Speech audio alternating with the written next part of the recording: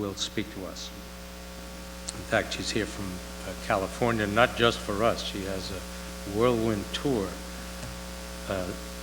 during, I think, 3 weeks here in the East.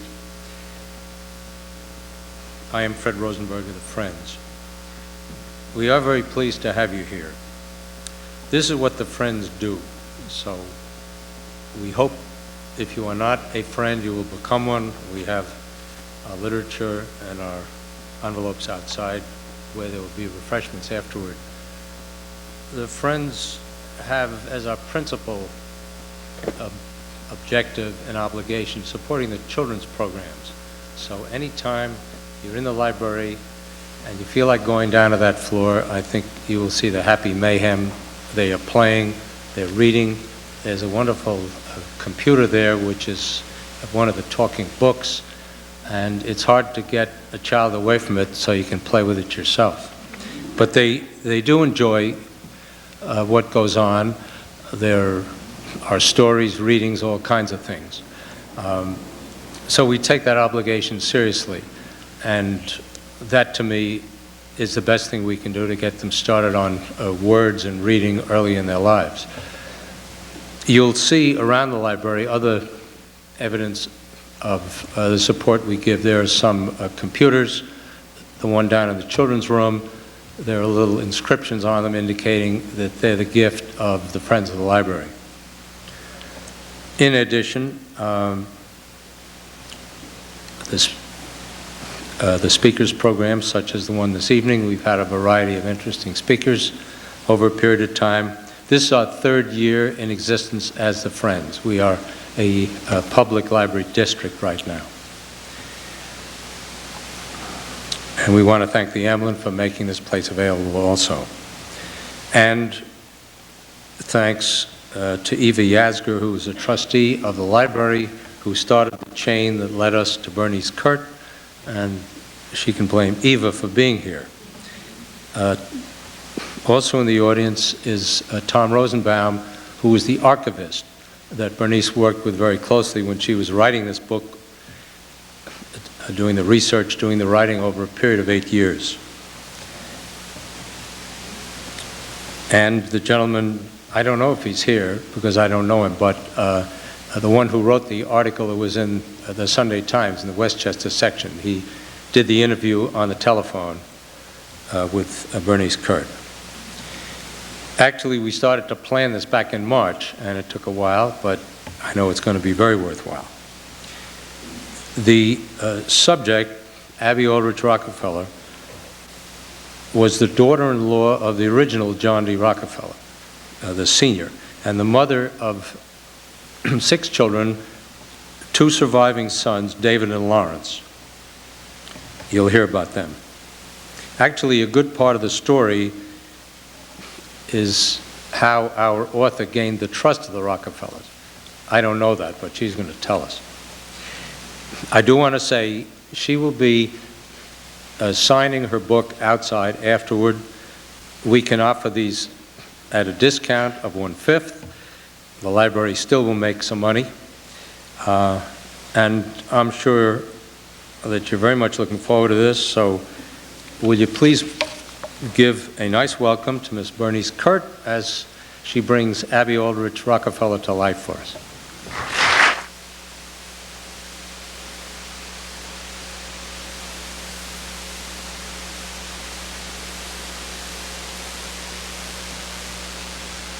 Ooh, that's bright. Can you hear me? I can't see a thing.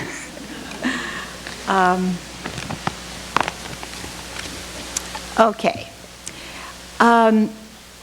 I think the question that is asked me the most often, is the sound working fine?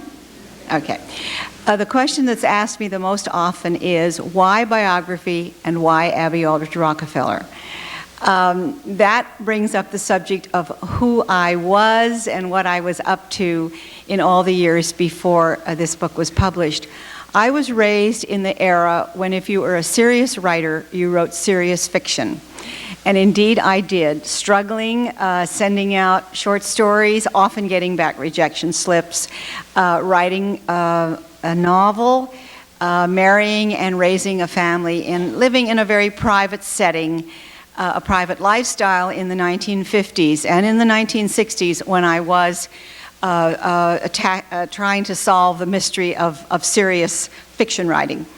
But in the 1970s, I became, I think, as many of us women, particularly of my generation, were influenced by the women's movement. I realized that I could take myself seriously as a professional, that I became quite interested in real women, possibly neglected women in the sense of historical figures who might not otherwise have been taken note of.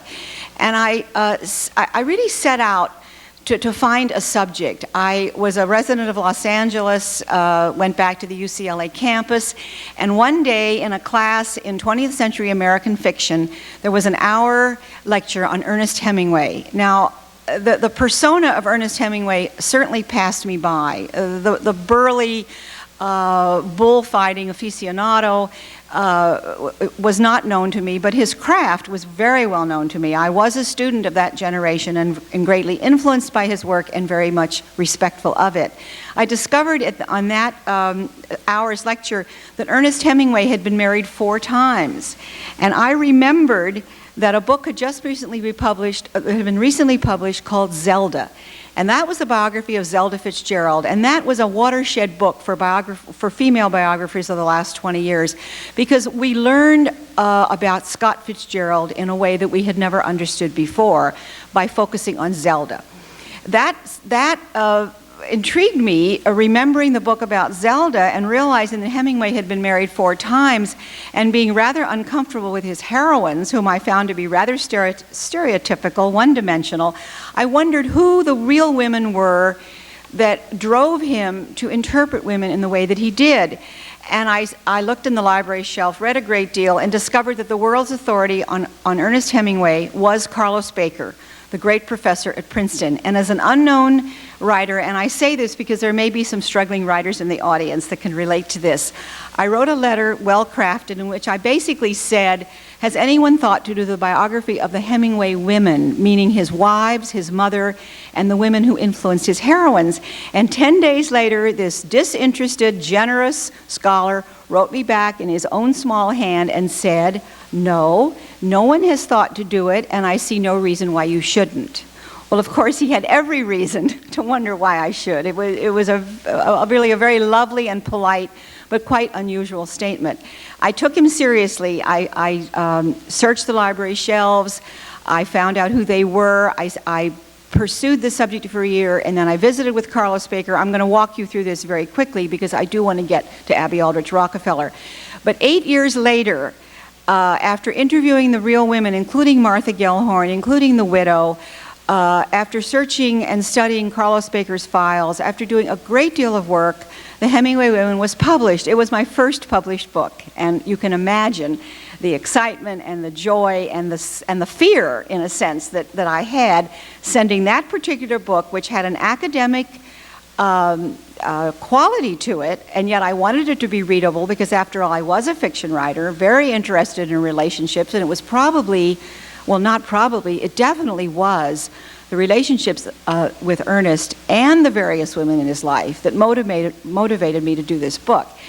It was nicely received. I enjoyed credible reviews. The very suspicious Hemingway establishment, which was very male. I don't think there was more than 1 or 2 female scholars in the entire Hemingway canon in those years. These men looked at me somewhat skeptically. After all, I was unknown. I didn't come out of the university, but gradually they have come to be my friends. They have come to trusted me, and the Hemingway Women does happily have a place in the library shelf, and it is in print, which is very nice. Then the rather startling experience hit me. What was I going to do next? Nobody asked me what I was going to do next the first time, which was kind of nice. It was comfortable working in obscurity, not being responsible, not answering to the New York editors. But I realized that I had built up some very interesting experience. I understood to my own satisfaction how a major study should be constructed. I had been really inspired by Carlos Baker in his very careful and distant relationship that we had. He had never read a word I wrote during the entire 8 years of the Hemingway Women, but he was well satisfied with the results. Again, I knew that I needed to write about not 9 women, which in my innocence as an amateur I attempted, but a single woman. And in thinking about my experience of the Hemingway years, I realized that a generation of Grace Hemingway, Ernest's mother, quite intrigued me. These were the women born in the late 19th century, leading somewhat narrow lives as far as their parameters and the opportunities, but who really did remarkable things. Grace Hemingway, Ernest's mother, was a fine singer and a very energetic musician, and became a painter as a wife of a doctor and the mother of 6 children. So that generation intrigued me. Then I set out to do what I did the first time, which was to find my subject. I felt that I wanted to write about a single woman. I wanted to write about a woman of that generation who had a public contribution, but was a rather private woman who possibly influenced a great family. And in my reading, I discovered a line in a social history which made its indelible impression, and that was that the most unusual, adventurous, imaginative person in the Rockefeller family, and in some ways the pivotal person, was a woman, and her name was Abby Aldrich, and she was the daughter of United States Senator Nelson Aldrich. That surprised me, I think, as it did many readers when the book was published, because the Rockefeller family has been dominated by the famous men, the founder of Standard Oil, the president of the Rockefeller Foundation who married Abby, Nelson Rockefeller, the governor, the vice president, Senator J. Rockefeller. Until the very present generation of young cousins, no woman came forth with her own persona. I searched the library shelves to find out whether a major study had been done. I discovered that it had not. There was one slender book written by a professor at Smith, Mary Ellen Chase, which I read very carefully, and at the time, I must say, I was rather patronizing about this little book. I said, well, it doesn't have footnotes, and it doesn't have an index, and it's really rather thin, but I have come to apologize to myself for saying that, because it's really quite a remarkable book in the sense that it is a memoir. And it was commissioned by John D. Rockefeller Jr. after Abby died.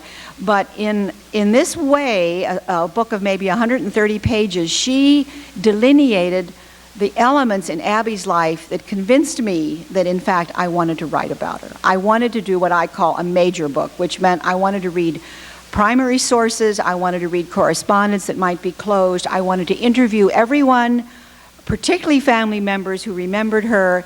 I wanted to study the literature, the secondary literature, and I also was somewhat intimidated by the fact that I discovered in the Mary Ellen Chase book that Abby Aldrich Rockefeller was a major patron of 20th century art. And while I felt very comfortable as a literary student and as a writer myself, particularly of fiction, I felt very comfortable attempting to write about Ernest Hemingway. I wasn't so sure about my credentials to view the art subject as carefully as needed to be. However, I put all of those doubts aside, and I said to my literary agent in New York, because at that time I was represented, and I'm a Western woman. I was reared in the Midwest in St. Louis. I spent most of my adult life in California, and here I wanted to write about a very eastern seaboard historical woman. And I said to her, I said, I'm going to write the biography of Abby Aldrich Rockefeller. And she was astonished. She said, well, how could you do it? I said, well, I have a scheme. My scheme the first time had been Carlos Baker. My plot this time was a gentleman in New York whom I realized was acquainted with the brothers. I didn't know whether it was John III or Lawrence or David, but I knew that my friend, and he was not a close friend, but he and I had a comfortable relationship, that he would tell me how these two powerful men would feel about a stranger who wanted to write the story of their mother. I called him on the telephone, and I always share this with audiences because I think it really was, it was a watershed for me. I said, how do you feel that Mr. Lawrence and Mr. David, because John D. III was no longer alive, how do you think they would view me as a stranger wanting to write about Abby Aldrich Rockefeller? And his reply was really quite prescient. He said, The Rockefellers they were 5 brothers, and I am one of 5 brothers. And he said, I adored my mother. And he said, I think if someone wanted to write about her, I would be very open to the idea. He said, I will speak to Lawrence Rockefeller. That was in October of 1984. The Hemingway Women had been out for a year, and I was rumbling around restlessly, wondering when I could get back to work. And for the next 10 months, about every 6 weeks or 2 months, I would call this busy gentleman in New York, who is a very busy attorney, and I would say to him, well, Mr. So-and-so, have you had any luck? Finally, in February or March, he answered the phone. He said, I met with Lawrence the other day, and I was holding your book. That's the Hemingway Women. And I explained who you were and what you wanted to do. And Lawrence reached across the desk and said, well, I'd like to borrow your book. And my friend said, well, you can't have that book, Lawrence, because it's autographed. He said, you'll have to buy your own book. So evidently this was done. Lawrence gave the Hemingway Women to one of his closest aides to read, to have read for him. The months ticked off, and in August of 1985, I received a call from my friend who said, now you're on your own, Bernice. Lawrence's close associate has persuaded Lawrence to see you. He believes that you might be the logical person to write her biography.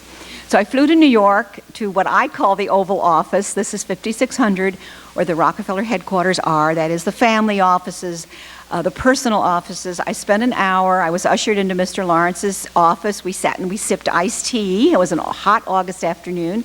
And he was very forthcoming and gracious, and thought about it during this hour. I had no idea, how he was responding to all this, because I sometimes say this to Lawrence himself. He is a mischievous person. He sort of plays cat and mouse with you, and I couldn't tell quite what he was making of all this. But in the middle of the hour, he leaned across the desk and said, "Why, Mother?" And I realized that neither of these men, as much as they adored her, as much as they revered her, it had not, I don't think, ever occurred to them that anyone would wish to do a major study of her life. And I basically explained to him what I've explained to you, that she was an extraordinary woman, a role model I felt for the present generation. At the end of the hour, he said, "I'm quite interested in your idea, but you have to speak to my brother David, because David was her favorite." Now, I later learned that each of the brothers thought the other one was the favorite. Now, that was a little intimidating. I knew of David Rockefeller as a world-renowned figure, a banker, a man who was very skilled in the political scene, although he stayed behind the scenes. But in September of that year of 1985, I got the call that Mr. Rockefeller would see me in San Francisco. And it's interesting that this is an election year, because running for senator in California is Dianne Feinstein.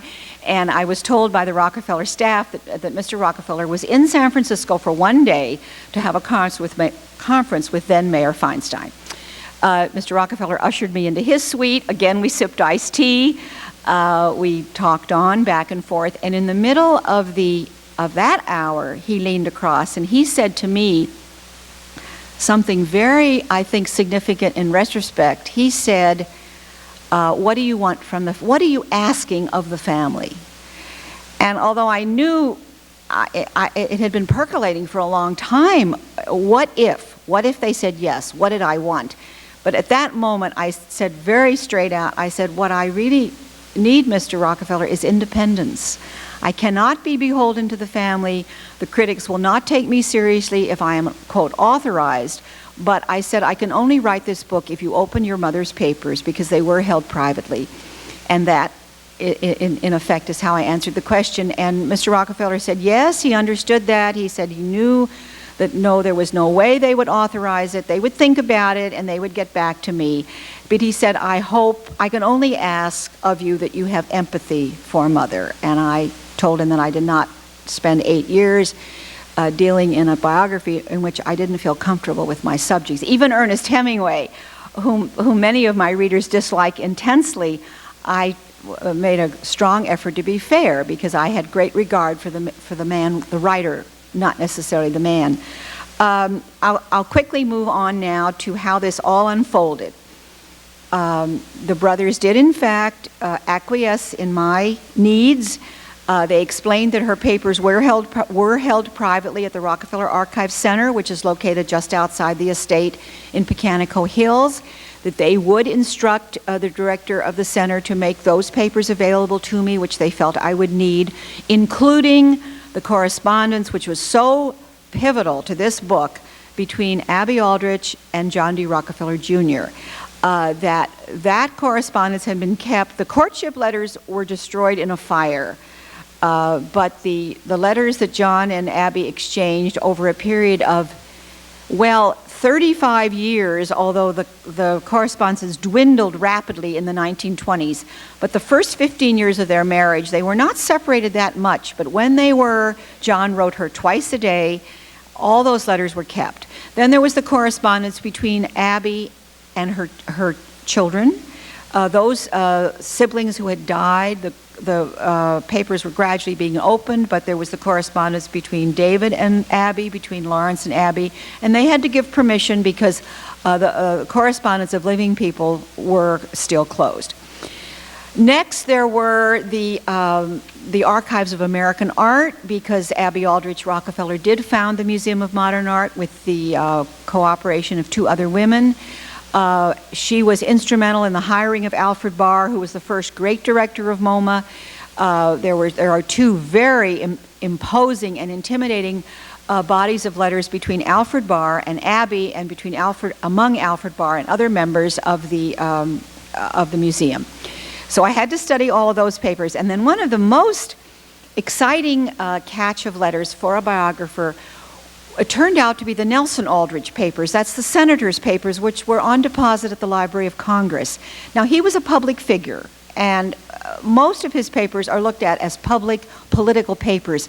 But tucked in the microfilm were reels of correspondence that were the courtship letters between Abby's mother, Abby Pierce, and her father, Nelson Aldrich, which were quite fascinating, because you have to remember that Abby was an Aldrich, not a Rockefeller. And I was determined that the reader had to know about her antecedents, how she was reared, what her childhood was like, what her parents was like, because that's, after all, what do they say, the child is the father of the man. She was an Aldrich child, and much of her ability and her persona was molded by her family setting. So I had those letters. Then I think I've described to you the principal bodies of letters. The next leg of the footstool, because Carlos Baker, who really taught me in his wonderful way how to do biography, well, you needed three legs of a footstool. You needed the primary sources, which are the unpublished letters. You need the secondary literature. Now, there was no lack of secondary literature about Rockefellers, the Foundation, the Institute for Medical Research, the political papers, et cetera, et cetera. But there was only that one small book about Abby. But there was a published book privately of the correspondence between Abby Aldrich and her sister Lucy. And a number of times during the past 8 years when I've been doing Abby Aldrich, I absolutely fell in love with Lucy Aldrich, who was the spinster sister, deaf, never married, very original, very mischievous, traveled around the world all her life collecting wonderful pieces of art. She was kidnapped by Chinese bandits in 1923, and I had to digress in my book and tell the reader about that incident. She also had a wonderful way of teasing a very sober, reserved, restrained John D. Rockefeller Jr. And one little anecdote, and I'll interrupt my train of thought by telling you, up at the Eyrie, which is the 100-room, quote, cottage that Abby and John spent their summers in most of the from 1910 until Abby died, Lucy would sit out on this gorgeous deck of this magnificent home, looking out over the bay, and she would go, "I smell Standard Oil." There were a number of other ways in which she teased her brother-in-law. The third leg of the footstool are interviews, and I did gently, but not with any positive force, suggest to Lawrence and David that were they willing, it would be critical for me to hear their recollections of their mother's life. And they both very eagerly acquiesced.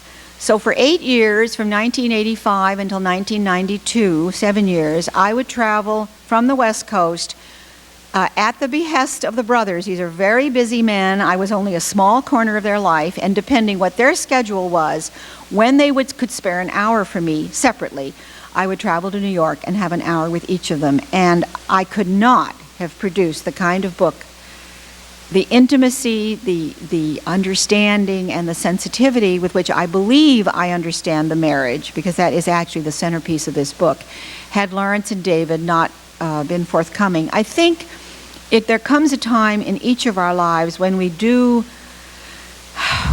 we feel the brush of mortality. We begin to think more about our childhood, more about our youth, and more about our parents.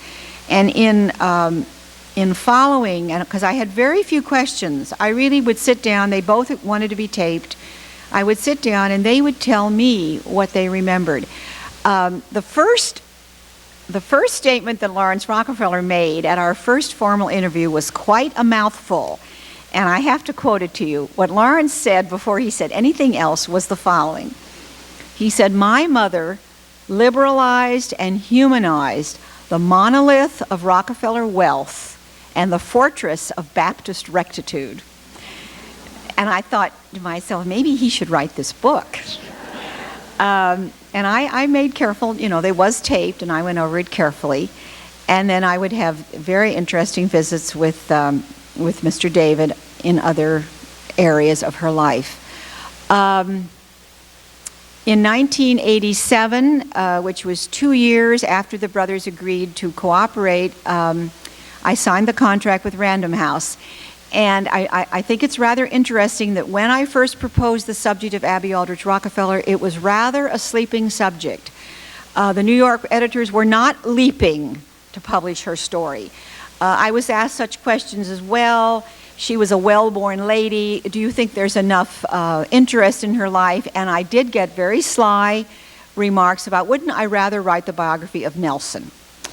And I said no. I was not going to attempt the biography of Nelson Rockefeller. That was going to be left to someone else. I only wanted to do Abby Aldrich Rockefeller. But by 1987, interest began to perk up, and a couple of important houses did show an interest in the book, and I think I was fortunate in Random House deciding to make up a contract for me. And then in 1988, was one of the most exciting events in my life, because as I pointed out to you a half hour ago, I was not out of the university establishment, but I received a Guggenheim Fellowship to support this project. And for those of you who don't know, the Guggenheim is given for a project. It's not given for a body of work. And what that did for me, you have to apply, you have to have recommenders. It's a long shot, particularly for a person out of the university network. But I was terribly excited and pleased because, and so was Random House, because it confirmed my conviction that Abby Aldrich Rockefeller did warrant a major study. That really tells you, I think, the bare bones of how I came to do the book, why the brothers, in their wisdom, agreed to cooperate, how I began to write the text, even while I was gathering the research. One of the gentlemen who was so helpful to me, Mr. Rosenbaum, who was at the Archive Center, would find little treasures of letters that were not typically filed in a way that I could find them. And I'll only mention one letter that I received from Tom, where he said that he came across a letter written in the early 1930s from John. I call him John. He's junior, but I didn't want to write a whole book about a junior. So I identified the founder of Standard Oil as senior and John, Abby's husband, as John. And John wrote a letter to Mackenzie King, who was a family advisor and a friend. And he said in this letter that Mrs. Rockefeller and I cannot entertain you this spring because my wife is suffering from a nervous breakdown. Now, I had been immersed in Abby's life then for about 4 years, and there was never a mention, neither by her sons nor about any correspondence that I read that even remotely suggested a nervous breakdown. And this was at a period when she had founded the Museum of Modern Art and was very effective in the management of that museum, indirectly, which I will, for reasons which I'll explain later. And I said to myself, because I had vowed when I first started on this book that I didn't want there to be any surprises when the book was published to either Lawrence or David. I just did not feel comfortable with two mature men in their position to open up a hardcover book and have to read about things that they knew nothing about. They learned a lot from the book. I won't say they didn't, and they have eagerly agreed. But nervous breakdown, I called New York and I made appointments with each of the brothers separately, and I discovered in the visits with them that they knew nothing of this. David was then about 18. Lawrence was 5 years older. A nervous breakdown? No. And I posed to them, I said, why, in each of them, I said, why do you believe that your father referred to what possibly was not a nervous breakdown? I, as a biographer who lived in a medical setting all my life, believed that Abby was probably having a severe conflict having to do with her marriage and her dedication to the museum. But a classic nervous breakdown, no, because she was, at the same time that John was describing this nervous breakdown, she was having lunch with Philip Johnson, she was being taken to exhibitions, she was visiting Lucy in Providence. She was a very busy woman, and Lawrence and David separately, each confirmed the other, in which Lawrence said, he said it, I didn't, he told me, and I quote in the book, he said, well, my father was very displeased with what my mother was doing with her time, which was supporting the museum. And he said, I believe that he said, well, you're doing something obviously that I don't approve of, so you must be having a nervous breakdown. He also said that it told me that her psychiatrists were her husband and the family lawyer. And I thought, now, that isn't exactly how a person who's troubled walks their way through their conflicts. And then Lawrence added, you know what they were doing, Bernice? He said they had her doing puzzles and resting. He said that was the problem with the Rockefeller family. He meant his grandmother's generation. They were always putting the women to bed, to rest, in order to get over what it was that the men didn't want them to do. David basically believed as well that no, he never perceived his mother as having had a nervous breakdown. Beyond that, I'm now going to take you through the book, certain passages which I think explain to you in a very bare bones way what I learned about Abby Aldrich Rockefeller. One of the first things I learned was the epigraph to the book. The epigraph to the book was told to be by someone in Maine, a woman in her 80s, Ellen Milton Harrison, who had grown up in the Pecanico neighborhood, and she was told by her mother that when Abby came to Pecanico as a young bride in 1902, one of the neighbors, a doctor, said to his friend, "Pay attention to the filly. She's the one really worth watching." And I knew that I was on the right track. I'm going to have a little drink of water. So I've got a filly, and she's definitely worth watching, right? The first paragraph of the book reads as follows. On November 9th, 1901, the daughter of the most powerful member of the United States Senate, a man who was known to press and public alike as the general manager of the nation, married the only son of the richest man in America. In a culture whose imagination was fired by the idea of romantic love, such an event had the vaguely unpleasant ring of parental pressure, perhaps even an arranged alliance. But with Abby Aldrich and John D. Rockefeller Jr., any such assumptions were incorrect. They had met by accident. Their quiet friendship had slowly ripened into an ardent sexual attraction. Abby's brothers and sisters, even her parents, were nonplussed by her interest in young Rockefeller. In temperament, in level of sophistication, in family background and taste, the two seemed a most unlikely pair. John himself stated with moving sincerity years later that, quote, "She was so gay and young and so in love with everything that I kept wondering why she ever consented to marry a man like me." She met him when she was a town girl. She was living in Providence. Her father was the senator from Providence. They lived at 110 Benevolent Street. John was a sophomore at Brown University. Sometime during the November of 1894, she met John Davison Rockefeller Jr. At a dance given by a friend. John had never in his life attended a dance. His strict Baptist rearing forbade dancing, and it was only after considerable hesitation and worry that he accepted Miss Goddard's invitation. A friend danced him around their rooms at Slater Hall, quote, polishing me off, as John later explained it. He remembered the Goddard dance floor as being dreadfully glassy, and that the only woman he danced with, a Miss Foster, practically held him up. He did not dance with Abby, but she made such an impression on him that nearly 60 years later, he could tell his biographer that she, quote, treated me as if I had all the savoir-faire in the world, and her confidence did me a lot of good. From that time on, I began thoroughly to enjoy the social aspects of college life. I go on to describe John's childhood, that he was reared by a very reclusive, religious mother, quite an extraordinary woman in many ways, but very controlling. His childhood was very isolated. I think it was a dryly unemotional childhood. His father was an absent father, a nice guy in his personal life, albeit a ruthless capitalist, but not a man that brought emotional warmth into the family. The questions are always asked, of course, why did Abby fall in love with John, and why did John fall in love with Abby? What did they find to talk about, this awesomely reserved man and this open, buoyant, mischievous woman? Apparently a great deal, for they did much of their courting in walks, on shipboard, in the family estates. What of Abby? The people closest to her were puzzled by his attraction for her. They saw the obvious differences, and that's what I discovered between the lines of the Mary Ellen Chase book. His caution and love of order, her impulsive sense of adventure, his piety, her aldrich irreverence, his narrow, austere training, her continuous exposure to the freewheeling political life, because she was the daughter of a politician, and she did travel back and forth to Washington as her father's hostess because her mother was depressed, and so forth and so forth and so forth.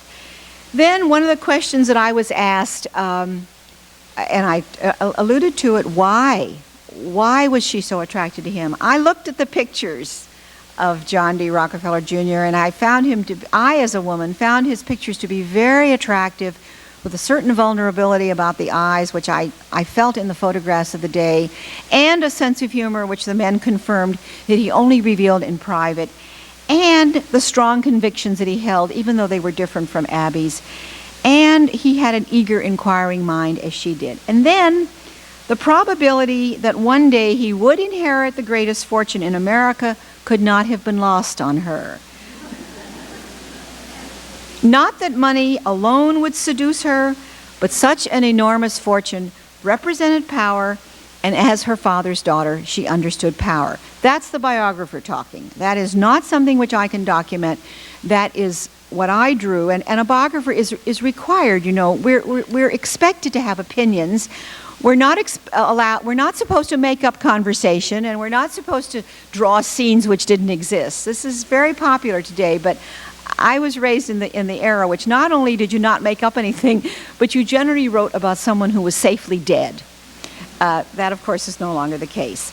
Now, I'm going to digress as part of the guide through the book to tell you that after I signed my contract with Random House, and after I was working with an editor, I got a call one day in which she posed a rather, I think, pivotal question. She said, "Bernice, you're writing about a woman who's married to the richest man in America, who has 4 magnificent homes, who has staffs of servants, who has everything that an average woman could only dream of. What could be the stress in her life?" And I thought to myself, well, there's stress in lives, and it has nothing to do with money, and sometimes it's imposed by money. But I think I'm going to have to pose that question to the brothers. So on one of my yearly trips, which coincidentally was fortunate, was that year, I posed the question to Lawrence Rockefeller. I said, by that time we were on a first name basis. I said, "Lawrence, what do you perceive as the stress in your mother's life? And he said, money. And I must have been startled because he felt he had to explain. He said, my mother was married to a man whose cardinal principle was that money must never be spent imprudently. And now this is Bernice writing. It was not out of miserliness or some eccentric impulse that John watched pennies. It was an inescapable obligation drilled into his psyche by his Puritan parents. The account book that Abby so bravely rejected was really but a symbol. There's a wonderful story which John tells that everybody in the Rockefeller senior family had to keep account books, and those account books are at Pecanico. And when John and Abby were first married, he handed her her account book. And he said, no, I want you to keep track of all of your expenditures. She said, no, I won't. That was the end of that. However, the reality was that John gave her an allowance, that personal bills went to the family office to be checked for errors before being paid, and that John, with his obsessive attention to detail, was ever watchful of her expenditures. The fact is, Lawrence Rockefeller pointed out, she had limited financial independence. It could be a difficult problem to sway him to prove the value of what she wanted to do, whatever it was. And then I go on to explain, and I conclude by saying to have her every financial decision judged was to experience something new and disquieting. Subsequently, I met with David Rockefeller, and I posed the same question to him. And I said, what did you perceive as the stress in your mother's life? And he said, what did Lawrence say? And I said, money.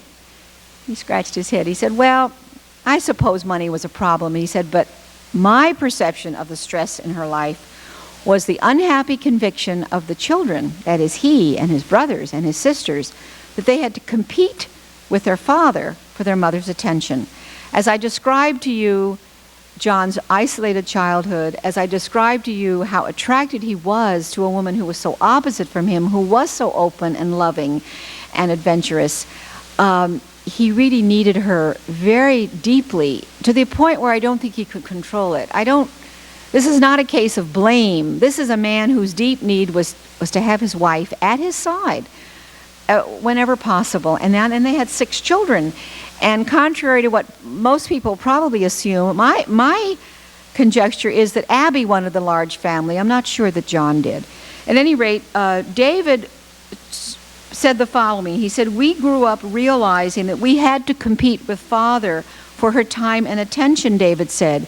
We knew how much she enjoyed us and cared for us, and that the conflict between his needs and hers caused her much anguish. It was her constant and never-ending struggle. It was the cause of her greatest stress, and she was never able to resolve it. He expected her to be available when he needed her, and his needs seemed insatiable. David Rockefeller's wife, Peggy, confirmed this. She came to the family as a young bride in the 1940s when Abby and John D. Rockefeller were in their 60s, and she said rather poignantly to me that every morning when John and Abby were in the country, Abby did not know how John was going to spend the rest of the day. He liked to drive with her, that is, drive horses. So she would be very careful not to make any afternoon plans with the grandchildren or what she might want to do until she learned what John needed her for. Now this was the contract. I mean, nobody told her she had to do this. This obviously came out of her great love for him and out of her nurturing instinct. But nevertheless, it tells you a lot about how she negotiated, how she managed to navigate her way through a very demanding relationship. At the publication party for this book, which was a year ago, just this month, at the Museum of Modern Art, it was a gathering of Random House executives and museum trustees and members of the Rockefeller and Aldrich family. And David Rockefeller spoke before I did. I didn't do anything like I'm doing tonight. I had a very few words crafted.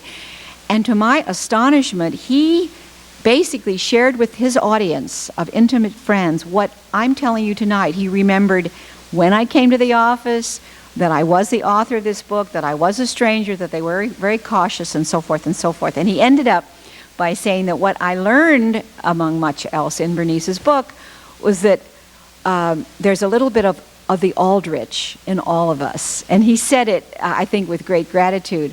When I got up to say my few words, Mr. Lawrence and Mr. Day were standing behind me. I was facing the audience. And after, discussing just very few things about Abby, I said that she negotiated her way through a marriage that brought her passion and stress in equal measure, remembering, of course, my conversations with the brothers. And one of the people in the audience, someone who knew them very well, said to me that when I said that, Lawrence nodded and David nodded, and they looked at each other. So what I'm sharing with you tonight, they acknowledge.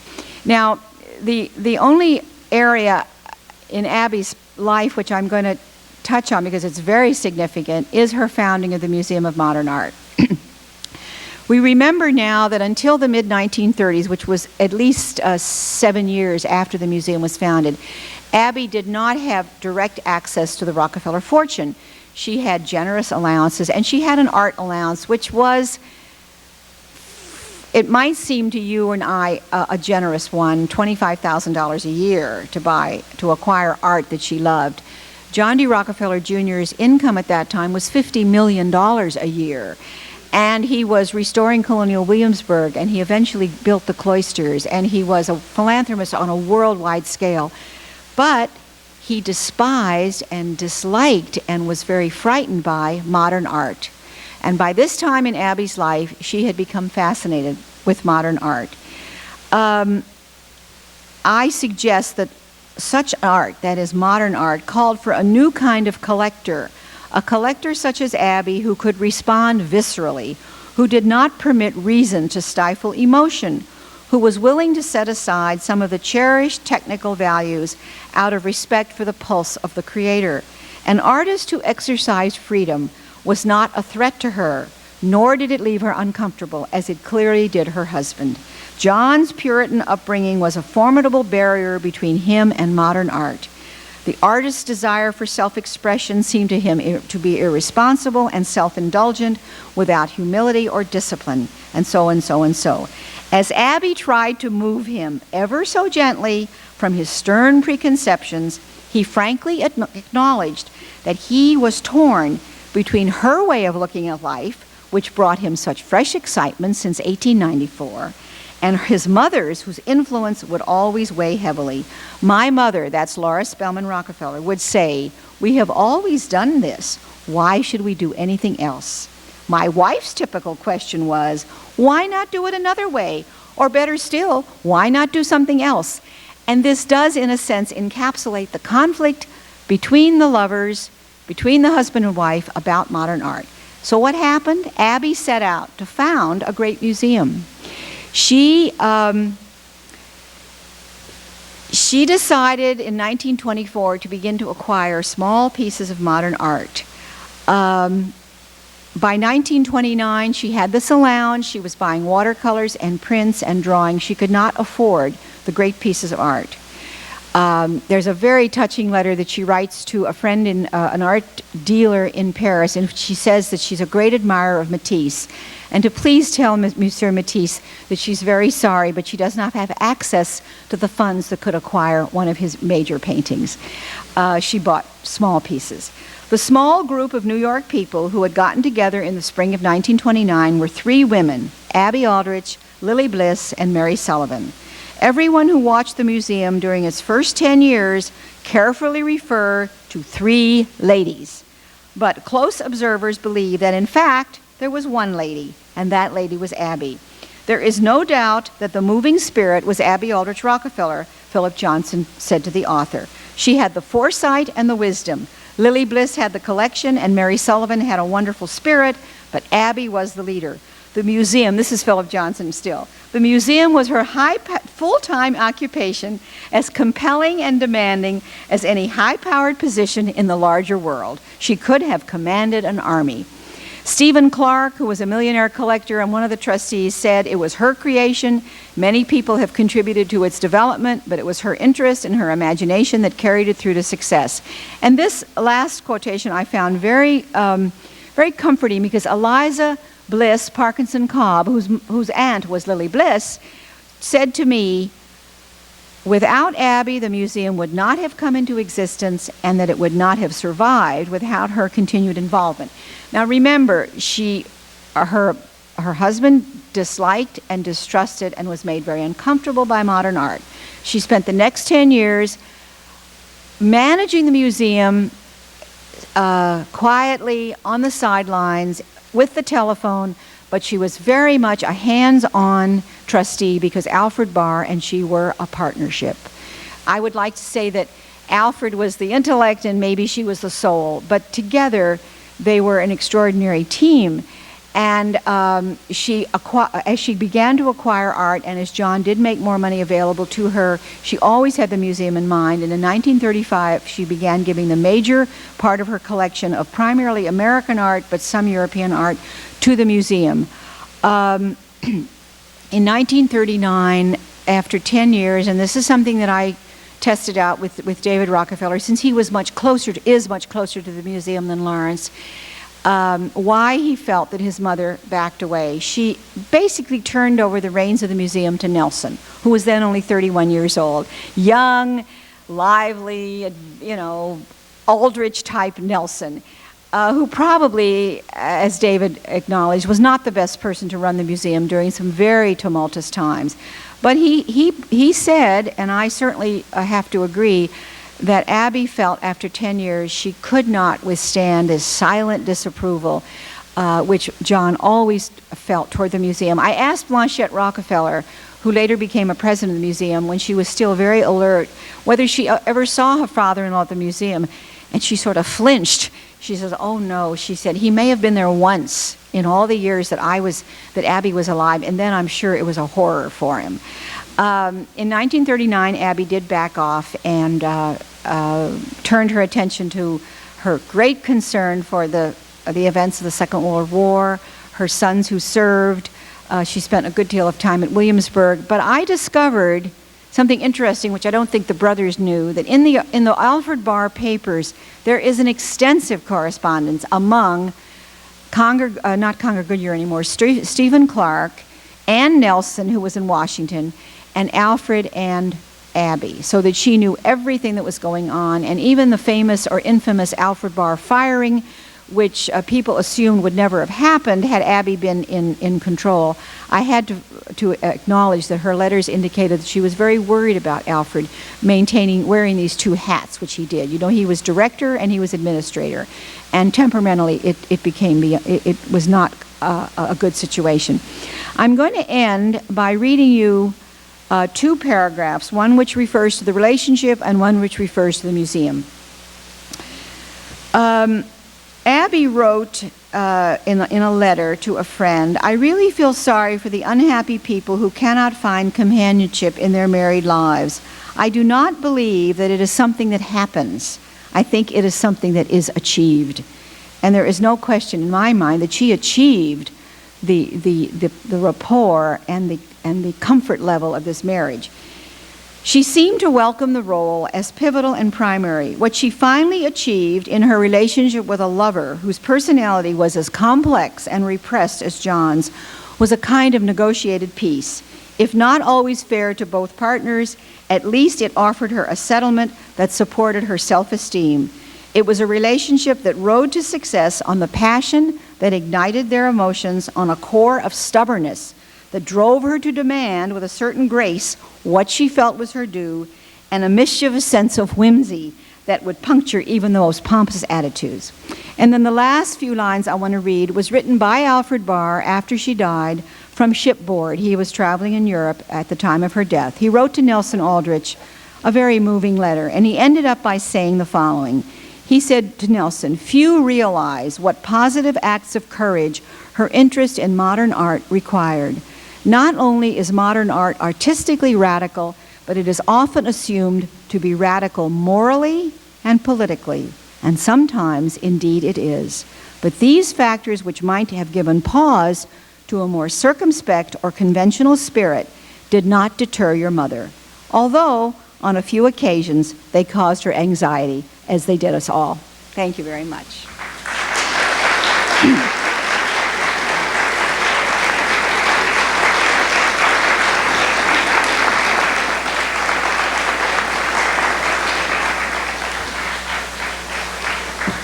If somebody could do something about some lights, then I hope we'll have a few questions so that I can see you all. Okay.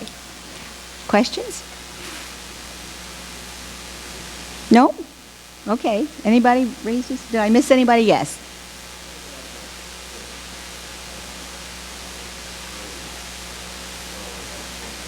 In Providence? Abby was born in Providence. Her father was let me give you a few highlights. Nelson Aldrich, her father, was a direct descendant of Roger Williams, the founder of Rhode Island. Her mother, Abby Pierce Chapman, was a direct descendant of one of the signers of the Mayflower Compact. So this was indeed New England aristocracy. By the time Nelson Aldrich was a boy, the family had virtually no money. They had lost the family farm. His father worked as a mill hand. He only had a common school education, but he was a very dynamic, attractive, and quite smart young man. And he soon became a successful member of a wholesale grocery company, Waldron and Whitman, in Rhode Island. He married Abby Pierce Chapman, had a fortune of her own because her aunt and uncle did leave her money. He was elected to first the Rhode Island legislature and then the U.S. House of Representatives and very quickly the Senate in 1888. Abby Pierce Chapman, whom he married, who was quite a lovely, sensitive young woman, intensely disliked political life. When you read the book, you will be reminded of what it was like to go back and forth from Providence to Washington in the 1880s and the early 1890s. They lived at hotels. They traveled with a governess. She was pregnant. She had 10 or 11 pregnancies and 8 surviving children. They lost their oldest child when he was 2.5. So there was heartache, and there were difficulties in the family as Abby, Mrs. Nelson Aldrich, seemed to have become depressed. Abby Aldrich Rockefeller and her sister Lucy became her father's hostess, and that is where, and I don't talk about that much, that was where Abby really learned her tact, her political sense, what we would call her statesmanship. Her love of art was guided by her father, who, as he became more and more successful financially, took the family to Europe every year. Nelson Aldrich was a friend to business. He was, as I said in the opening paragraph, known as the general manager of the Senate. He was offered all kinds of cabinet posts, but he preferred to stay in the Senate because he was chairman of the Senate Finance Committee, and you know that that's a very powerful post. He did not retire from the Senate until Theodore Roosevelt and the wave of populism took over in America, and then he no longer ran. The Aldriches, and I did interview the surviving nieces, who someone asked me why I thought they had a sexually satisfying existence. You know, you're not privy to everything. I didn't sit down and ask Lawrence and David what they thought of their parents' sex life, right? But the nieces, Helena Franklin and Stephanie Edgell, learned from their mother, who was Abby's youngest sister, that Abby was a very bountiful, physically sensuous, open-hearted woman, and their mother felt, that John D. was in fact very moved by her and attracted to her physically. And Peggy Rockefeller, whom I had a long talk with, and I asked her whether I said, what do you think the relationship was like in this part of their lives? She said, well, all I can tell you, Bernice, is whenever they were together, and this was in the 40s when they were mature, he either was plucking at her sleeve or they were holding hands. She said they were very cozy. I've digressed from your question, but the Aldrich in Providence were known as witty, amusing, irreligious clan. And I learned a lot about that heritage of hers, also from the Rhode Island Historical Society, which has the Lucy Aldrich papers. Any other question?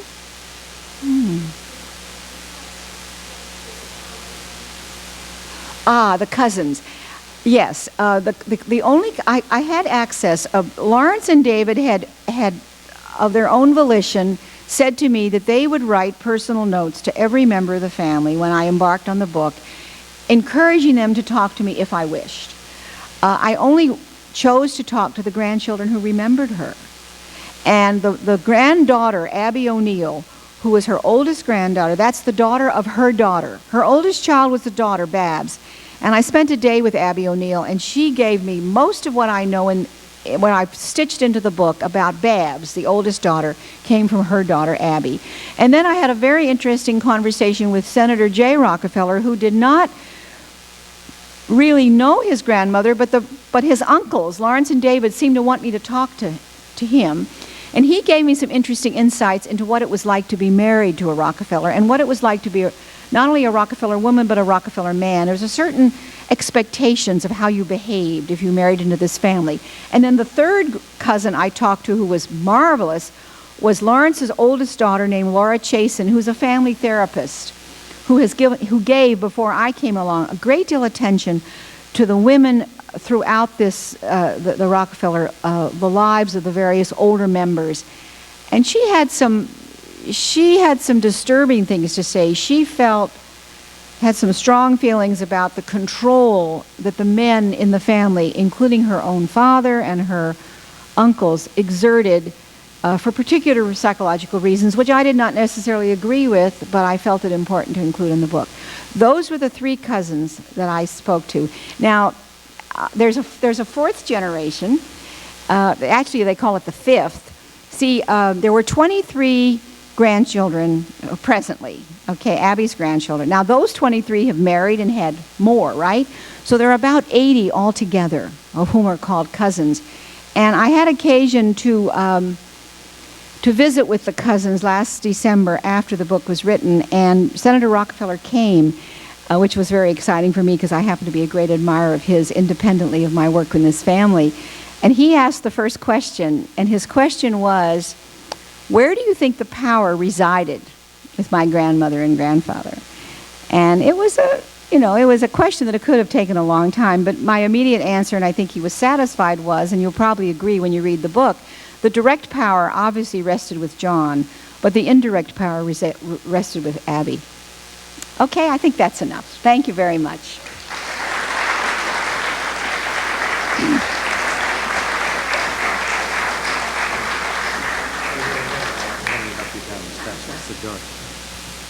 I was listening very carefully to see if I could learn how to get any closer to the Rockefellers, but I don't think I can do it.